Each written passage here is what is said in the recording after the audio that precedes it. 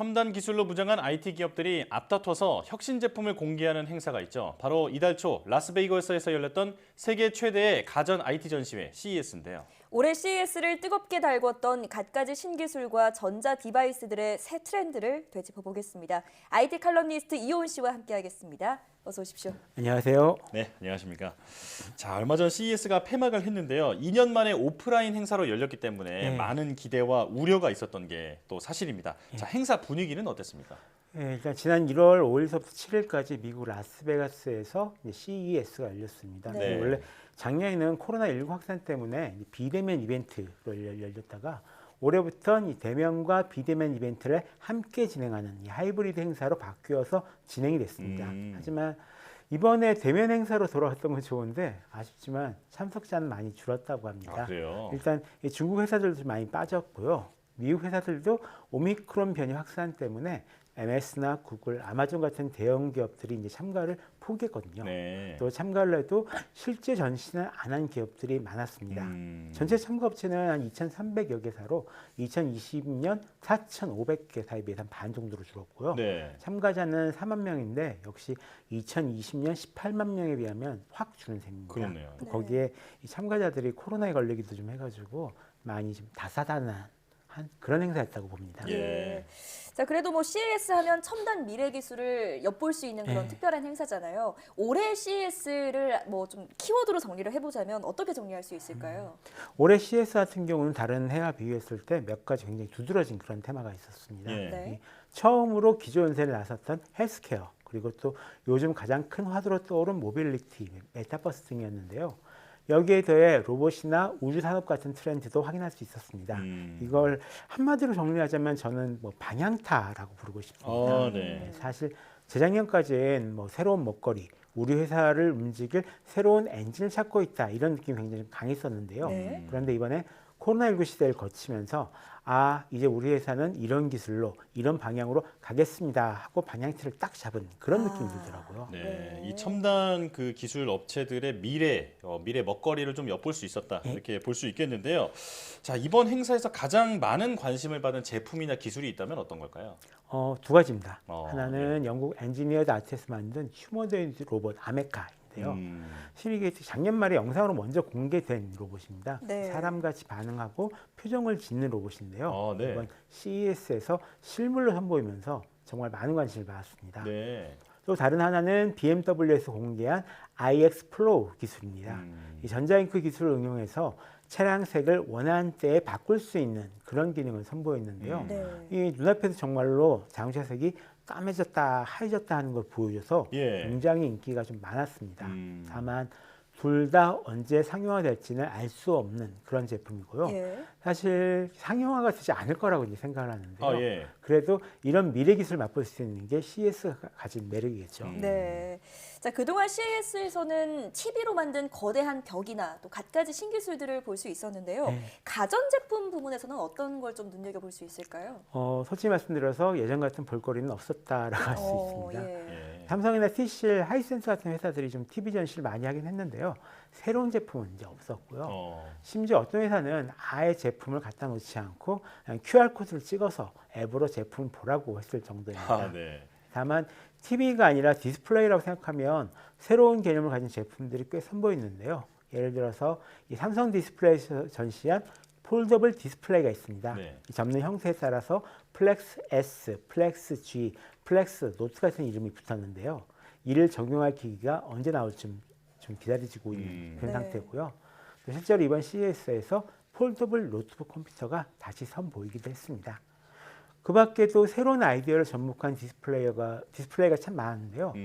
미니빔 프로젝트 형태를 바꿔서 다양하게 쓸 수 있게 만든 기기나 특히 뭐 세로로 회전해서 볼 수 있는 모니터들이 사람들의 눈길을 많이 사로잡았습니다. 예. 자, 그런데 예전에 그 CES가 그 C라는 약자가 혹시 카 아니냐 이렇게 얘기가 나올 정도로 이 모빌리티 부분이 강세였는데, 자, 올해도 마찬가지였다고 들었습니다. 어떤 내용인지 소개해 주시죠. 사실 그 CES 매뉴얼 위로 가면은 노소리라고 있는데요. 네. 그래서 보시면은 정말 차량 관련된 것들이 진짜 많아요. 정말 네. 오토카 전시회가 아닌가 하는 그런 생각까지 들긴 하지만 네. 어쨌든 올해도 이 모빌리티 부분이 강세였던 것은 맞습니다. 음. 다른 해만큼 좀 다양한 차량을 만나볼 수는 없었는데요. 대신 눈에 띄는 발표가 몇 가지 있었습니다. 예. 여기서 중요한 건 차량보다는 말 그대로 이동성, 모빌리티 자체에 초점이 맞춰져 있다는 겁니다.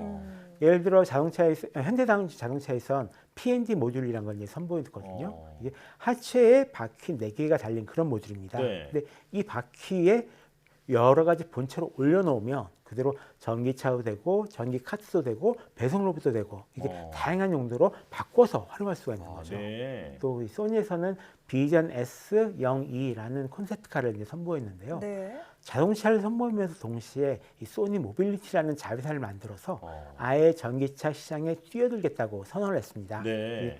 TV랑 게임기를 만드는 회사가 이제 전기차도 만들 수 있는 시대가 온 겁니다. 아, 예. 말씀하셨던 현대자동차도 사실 전통적인 자동차 기업인데 예. 여기서 로봇까지 만든다고 하니까 이제 점점 그 산업 간의 경계가 허물어진다 이런 생각도 들고요. 자, CES에서도 당연히 이런 변화의 흐름을 읽어볼 수 있었겠죠? 예, 맞습니다. 앞으로는 이 자동차가 로봇이고 로봇이 자동차일 것 같다 이런 생각을 좀 해보는데요. 전 이번 CES 2022의 핵심 트렌드가 바로 이 로봇을 이용한 자동화다라고 보고 있습니다. 예를 들어서 이번 CES 2022에서 제가 가장 좋아하는 제품을 하나 꼽는다면 네. 그건 이제 존 디어에서 선보인 완전 자율주행 트랙터가 될 겁니다. 어. 이 트랙터가 사람이 지켜보지 않아도 스스로 밭을 갈고요, 씨를 뿌리고요, 수확할 수 있는 일을 할 수 있는 그런 트랙터인데요. 마치 우리가 로봇 청소기를 쓰는 것처럼 스마트폰 앱으로 트랙터에 명령을 내리면서 농사짓는 시대가 열린 겁니다. 네. 사실 몇 년 전서부터 이 트랙터가 이제 실증 시험을 해오고 있다는 얘기는 들었었거든요. 근데 중요한 건 이 제품을 2022년, 그러니까 올해 말부터 실제로 판다는 거죠. 네. 일단 선택된 몇십 분에게만 공급할 거라고는 하는데요. 그래도 실제로 팔린다는 게 이게 정말로 중요한 사건이라고 보고 있습니다. 네. 자, 안 그래도 그 정말 인구 고령화 시대에 농촌의 일손이 부족한데 네, 이런 부분들을 해결할 수 있는 그런 기술로 주목을 받고 있습니다. 자, 이 외에 그렇다면 개인이 가정에서 사용할 만한 로봇은 없나요? 다른 제품으로는 이 레브라드 시스템에서 만든 리트리버라는 선반 이동형 로봇이 있습니다. 이 움직이기가 힘든 분들을 위한 움직이는 선반이다라고 볼 수 있는데요. 네. 이 쓰는 목적이 분명하기 때문에 유용하게 쓸 수 있다라고 보고 있고요. 또 역시 내년부터 실제로 판매될 그런 제품입니다. 예. 사실 모빌리티라는 것도 보면 자동차나 이동수단이 로봇처럼 변하는 거고 자율주행 선박식이나 이 드론도 모두 이제 로봇이라고 볼 수 있잖아요. 예. 이제는 샤워기에도 와이파이를 다는 그런 시대가 된 만큼 앞으로 이런 자동화가 어떤 형태로 얼마만큼 발전할지 지켜보고 있습니다. 네. 자, 올해 또 CES에서 떠오른 큰 화두로 메타버스를 또 짚어주셨는데요. 메타버스 플랫폼을 활용한 그 신기술에서는 좀 소개해 주실 만한 게 있을까요? 네, 아마 여러 얘기 많이 들으셨을 겁니다. 한글과 컴퓨터 그룹이 뭐 메타버스 시장 진출하기 위해서 이런저런 준비를 하고 있다 이런 네. 얘기도 있었고요. 근데 솔직히 말씀드리자면 메타버스 관련해서도 여러 가지 신제품이 선보이지 않았습니다. 예. 다만 이 퀄컴과 MS에서 XR 제품용 칩셋을 공동 개발하겠다라고 발표를 했고요. 또 TCL 같은 경우에는 AR 글래스 레이니아오라던가 파나소닉에서는 VR 안경 메가네 X 등을 공개했는데요. 공통적으로 지금 VR 헤드셋이 가지고 있는 불편함을 없애려고 노력한 제품들이라는 겁니다. 네. 그 밖에도 이 여러 가지 트렌드를 확인할 수 있었는데요. 헬스케어 제품이 많은 관심을 받았다던가 또는 이 새로운 노트북 컴퓨터용 칩셋 발표 같은 것이 있었습니다. 네. 또 그 충전하지 않고도 쓸 수 있는 리모컨이라던가요. 게이밍용 제품도 굉장히 많은 관심을 받았고요. 또 매터라는 이 홈 IT용 새로운 표준이 작년에 나왔었거든요. 예. 이 표준을 지원하는 제품이 올해 CES에서 굉장히 많아졌어요. 그래서 어쩌면 올해는 이 가정용 스마트 제품 시장의 성장을 기대해 볼 수 있을 것 같습니다. 네. 자, 메타버스는 항상 가장 중요한 뭐 화두다 이런 얘기 나오는데 막상 제품이나 이런 거는 새로운 게 딱히 뭐 나오진 않고 있는 실정이군요. 기다리셔야죠. 네. 자, 그리고 올해 CES에서는 이제 국내 기업들이 4분의 1이나 이제 네. 전체 참여 기업의 4분의 1이나 참여했다고 하는데 우리나라 그 기업들의 현장 반응은 어땠습니까? 일단 보시면 정말로 일단 많이 참석을 했었습니다. 네. 이제 중국 기업들이 빠지면서 한국 기업들의 참여가 좀 유난히 두드러진 이런 한 해였다라고 볼 수 있을 것 같은데요.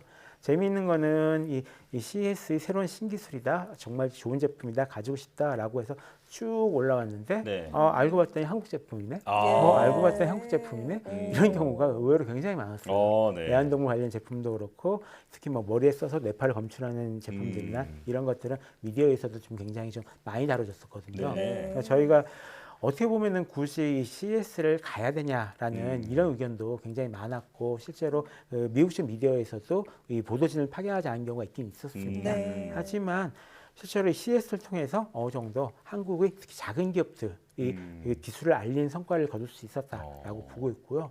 또 그 SKT나 이런 두산이나 이런 큰 기업들도 사실상 이번 CES에서 거의 유일하게 그 어떤 볼거리를 제공했던 기업이었다라고 생각하셔도 될 것 같습니다. 그렇군요. 올해 CES에서는 뭐 다양한 볼거리뿐만 아니라 말씀하셨듯이 우리나라 IT 기술력이 좀 위상을 다졌다는 점에서 더욱 의미가 있는 것 같습니다. 자, 여기까지 듣겠습니다. 지금까지 IT 칼럼니스트 이효훈 씨와 함께했습니다. 잘 들었습니다. 고맙습니다.